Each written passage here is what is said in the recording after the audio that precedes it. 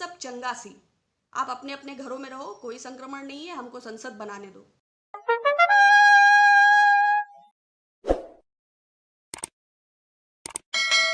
नमस्कार आप सबको। लॉकडाउन आगे बढ़ चुका है और मैं आशा करती हूँ कि आप सब सुरक्षित हैं, स्वस्थ हैं और सरकार द्वारा दिए गए निर्देशों का भली भांति पालन कर रहे हैं। इसके अलावा सोशल डिस्टेंसिंग, आइसोलेशन, सैनिटाइजेशन और हाइजीन का पूरा ध्यान रखें। आसपास रहने वाले इंसानों का, जानवरों का, जो भी आपसे बन सके उनका भोजन पानी सुनिश्चित करें और अपने सामाजिक और नैतिक दायित्वों का निर्वहन भली भांति करें। ऐसी मेरी अपेक्षा भी है और आपको शुभकामना कि आप इतना सबल हों कि ऐसा कर सकें। आज मिलने के पीछे कारण था कि सुबह मैंने एक अचानक यूट्यूब पर देखा कि आज तक लाइव ई-सीएम स्पेशल एजेंडा, देश के 20 मुख्यमंत्रियों से बात कर रहे हैं। तो उस वक्त हमारे उत्तर प्रदेश के सीएम योगी आदित्यनाथ जी ही लाइव थे कुछ सवालों को लेकर। मुझे लग रहा है कि संसद में जो ये सेंट्रल विस्टा जो नया बनने वाला है उसको लेके अभी 23 अप्रैल को एक मीटिंग भी हुई थी कि सरकार जल्द से जल्द, उन मिनट्स ऑफ मीटिंग्स में ये भी मेंशन था कि नेशनल इंटरेस्ट के चलते ये जल्दी से जल्दी बिगिन होना है। तो सब चंगा सी की अवधारणा पूरे देश में फैलाने के उद्देश्य से इस कोरोना महामारी के समय शायद ये स्पेशल जो प्रोग्राम बनाया गया, जो मुझे सुन के, पढ़ के, मतलब उसको देख के लगा कि एक ऐसे परसेप्शन को क्रिएट करने की कोशिश थी शायद वो, कि each and everything is all fine, all well, सब कुछ बहुत अच्छा चल रहा है। तो जो मैंने सुना उसको मैंने कुछ नोट डाउन किया है। आज तक का आप तो परिचित हैं, बहुत बड़ा चैनल है, उसके 34 मिलियन सब्सक्राइबर्स हैं। तो अब जिस चैनल के इतने सब्सक्राइबर्स हैं, नो डाउट इतनी बड़ी व्यूअरशिप है कि कम्युनलिज्म और जर्नलिज्म के बीच का फर्क उन्होंने खत्म कर दिया। वो इतना बड़ा चैनल है। और उसकी बहुत प्रखर पत्रकार श्वेता जी तो बहुत गंभीर पत्रकार हैं। उन्होंने नोटों में चिप लगे होने की खोज की थी। तो वो पत्रकार महोदया कुछ बहुत अत्यंत गंभीर सवालों के साथ मुख्यमंत्री जी के साथ थी।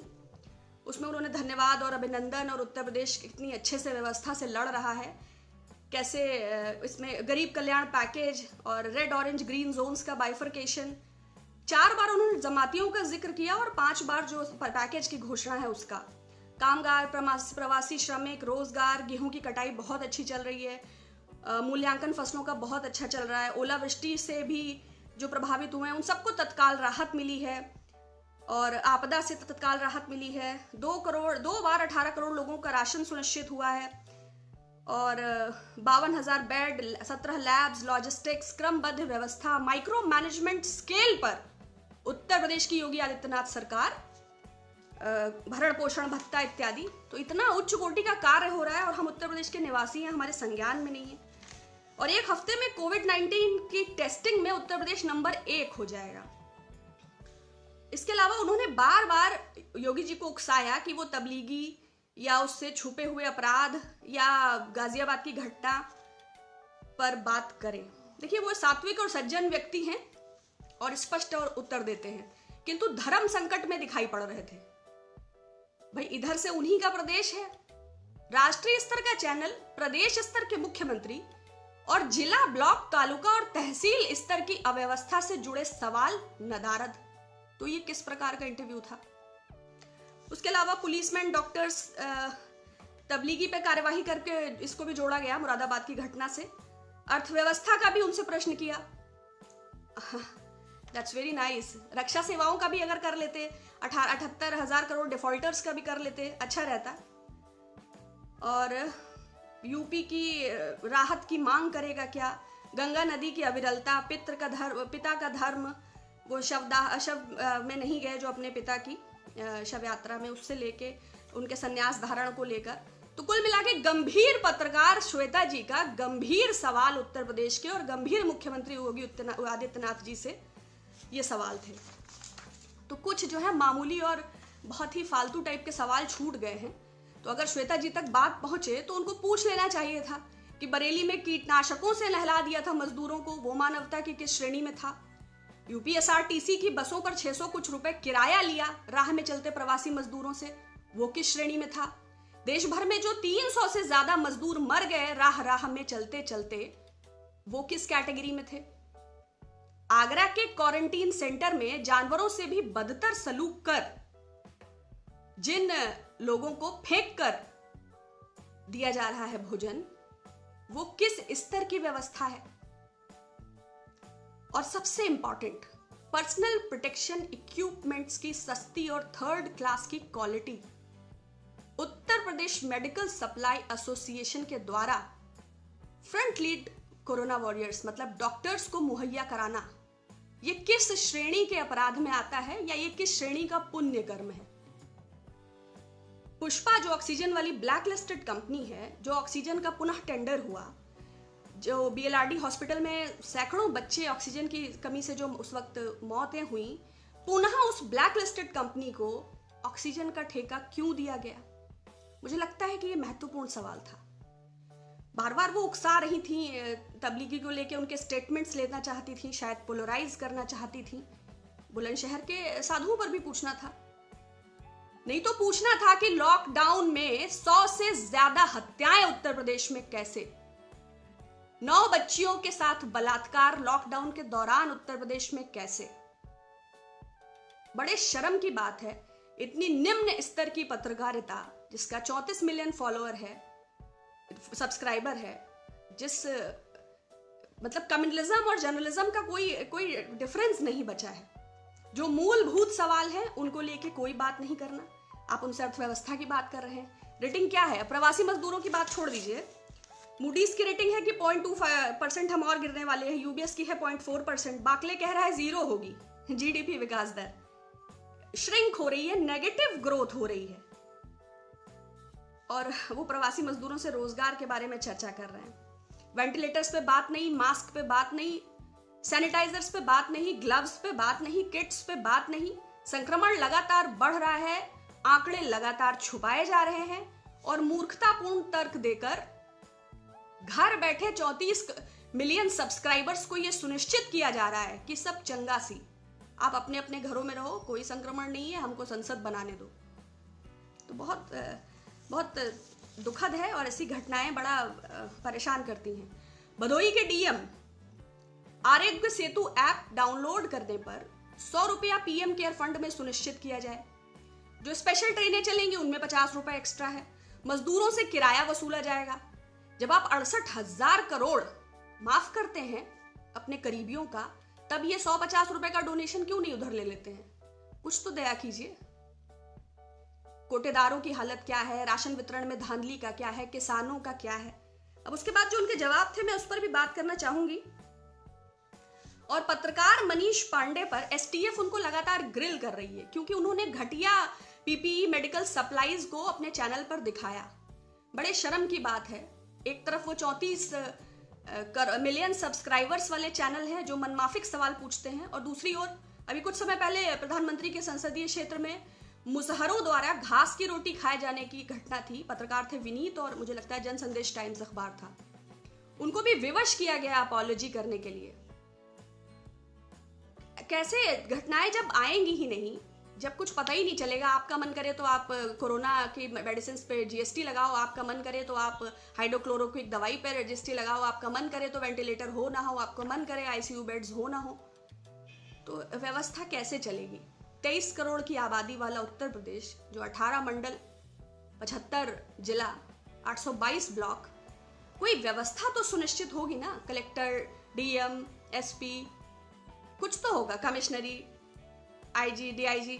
जब सब चीजों पर आप ही बैठ जाएंगे, आपके चैनल ही बैठ जाएंगे, तो कैसे आप सुनिश्चित करेंगे लोगों का भोजन पानी?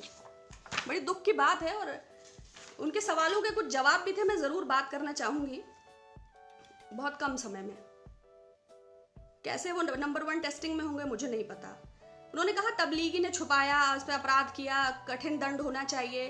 गाजियाबाद की घटना को भी श्वेता जी ने ही फोर्स किया कि दुर्व्यवहार की घटना। हालांकि महाराष्ट्र के नांदेड़ में 41 तीर्थयात्री भी संक्रमित होने की पुष्टि हुई है। बीमारी का किसी समुदाय से वास्ता नहीं है, लेकिन उन्होंने फोर्स करके योगी जी के मुंह से ये स्टेटमेंट लिया। अच्छा, जाहिलियत की परिभाषा क्या है? वो जमाती है या कोई?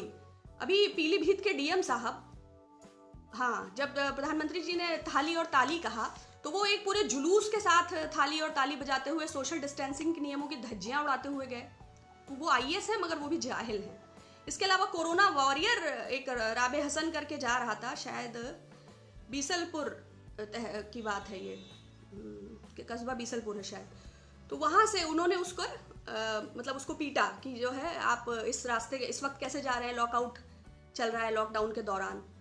या आप रामपुर के इंद्रपाल हैं, सैनिटाइजर के स्प्रे के लिए कोई गया था, वो उनके पैर पर छलक गया तो उन्होंने उस सैनिटाइजर का जो नॉब है वो उसके मुंह में डाल दिया, उस कोरोना वॉरियर की मृत्यु हो गई क्योंकि कीटनाशक था वो। तो वो रामपुर का इंद्रपाल हो, पीलीभीत का डीएम हो, किसी समुदाय के जमाती हो, जाहिलियत की कोई परिभाषा वो आपको पग पग पे मिलेगी, हर प्रकार के लोगों में मिलेगी। उसी श्रृंखला में कुछ और लोग भी हैं। उन्होंने ये भी जिक्र किया कि यूपी राहत की मांग करेगा। उन्होंने बार बार आश्वस्त किया कि 1,70,000 गरीब कल्याण की घोषणा की है, किसी भी प्रकार की कोई समस्या नहीं है। कोई समस्या नहीं है तो फिर केरला परेशान क्यों है, फिर असम क्यों रो रहा है, फिर बिहार क्यों नहीं अपने बच्चे बुला पा रहा है, फिर वेस्ट बंगाल ममता बनर्जी क्यों बार बार कह रही हैं। तो मैंने कहा ना, योगी जी धर्म संकट में थे कि वो अपनी केंद्र की सरकार पर दोष देने की स्थिति में नहीं है, और प्रदेश सरकार में रेवेन्यू की हालत उन्होंने बताई कि 1,000 करोड़ राजस्व आया है जो हमेशा 17-18 हजार करोड़ आया करता था। उन्होंने ये भी कहा कि 16 लाख को वेतन सुनिश्चित हुआ और 12 लाख को पेंशन। 23 करोड़ आबादी है उत्तर प्रदेश की। अब आप खुद उनके टर्म से अंदाजा लगा लीजिए कि पूरे प्रदेश में लॉकडाउन है तो ये 16 लाख और 12 लाख पेंशन और वेतन, क्या सब चंगा है उत्तर प्रदेश में? आप ही अंदाजा लगा लीजिए।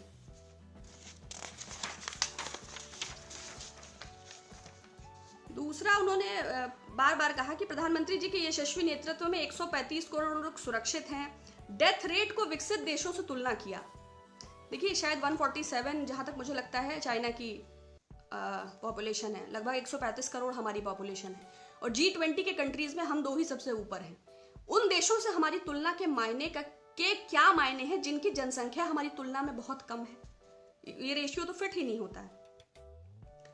बाकी पैकेज की घोषणा हुई है, ये उन्होंने भी नहीं स्वीकार किया कि भुगतान उनको कितना हुआ है, और जो ये जोन्स का संक्रमण है और जो ये माइक्रो मैनेजमेंट है वो कितना एप्लीकेबल है और वो कहाँ अप्लाई कर रहे हैं। I am unable to see this. If you can see please let me know. कामगार, प्रवासी और श्रमिकों की चिंता है। खाद्यान्न पर्याप्त मात्रा में है, सब सुनिश्चित हो चुका है। कटाई में 98% सहयोग हो चुका है। लोग बेवजह ही रो रहे हैं। इसके अलावा ओलावृष्टि की 48 घंटे में रिपोर्ट मांगकर तत्काल भुगतान किया गया। मुख्यमंत्री जी बिजी रहते हैं। उनके मीडिया सलाहकार श्रीमान मृत्युंजय पांडे जी से अनुरोध है कि लोकतांत्रिक व्यवस्था है, यदि आपने कोई भी भुगतान किया है जिला स्तर पर तो पारदर्शी तरीका अपनाएं, उस लिस्ट को सार्वजनिक कर दें जिसके अंतर्गत आपने ये भरण पोषण का भत्ता और ये रिपोर्ट मांगकर तत्काल सुनिश्चित किया है। तो उन किसानों के नाम, क्योंकि मैंने तुरंत 2 लेखपालों से बात किया, उन्होंने कहा कि प्रक्रिया हो रही होगी किंतु भुगतान तो अभी सुनिश्चित नहीं हुआ।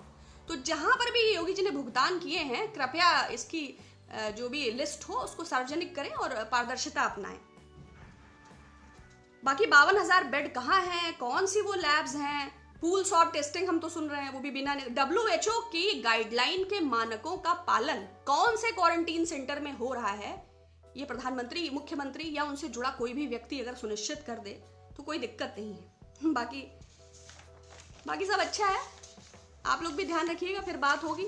इसको सुन के मुझे इतना इरिटेशन हुआ कि जहां हम रहते हैं वहां खुद की ये व्यवस्था है, तो कैसे ऐसी भ्रामक बातों को, अब जिन 34 मिलियन सब्सक्राइबर ने इसे देखा है, अगर मान लीजिए उसमें 5% लोग भी ये सुनिश्चित करते हैं कि उत्तर प्रदेश में राम राज्य है, तो ये तो जनता के साथ धोखा है। जो स्थिति वास्तविक है वही दिखनी चाहिए ना, और हकीकत तो ठीक इसके विपरीत है। मैंने आपको बताया ना, लॉकडाउन के दौरान 100 से ज्यादा हत्याएं और 9 रेप, ये लॉकडाउन के दौरान है। और लोग किस तरह भटक रहे हैं, मजदूरों की क्या हालत है। अभी भी 10 लाख से ज्यादा उत्तर प्रदेश के मजदूर इधर उधर हैं। तो सरकार क्या कर रही है, सरकार ही जाने। चलिए, बहुत शुक्रिया, थैंक यू सो मच।